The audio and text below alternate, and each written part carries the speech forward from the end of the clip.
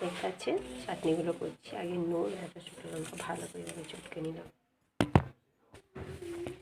তারপরে অল্প করে পেঁয়াজ কুচি দিয়ে দেবো এর মধ্যে।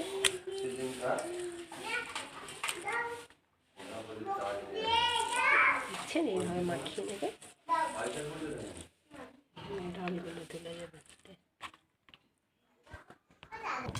দেখতে পাচ্ছেন ডাল চাটনিটা কত সুন্দর দেখতে লাগছে, খুব সুন্দর হয়েছে ডাল চাটনি। এবারে করবো আমি বেগুন চাটনি। একটা শুকনো লঙ্কা পেঁয়াজ ভালো করে মুড়ে নিয়েছি, তারপরে দিলাম পেঁয়াজ, এটাকেও ভালো করে মাখিয়ে নেব। দেখছেন অল্প করে ধনেপাতা কুচি দিয়ে দেব, তারপরে রাখা বেগুনটা এতে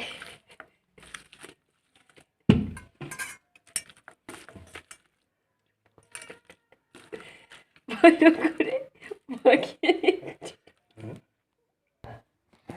দেখছেন বেগুন চাটনিটা কত সুন্দর হয়েছে।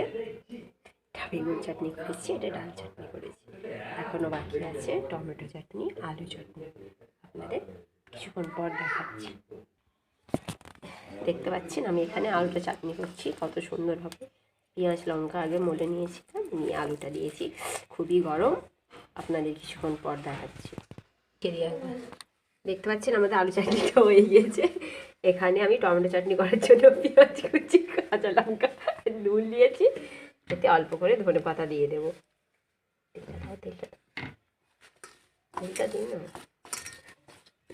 অল্প করে তেল দিচ্ছে।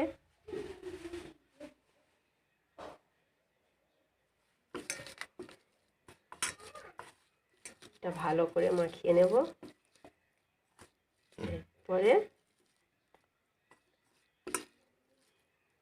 এরপরে একটা করে টমেটো এতে দিয়ে দেবো।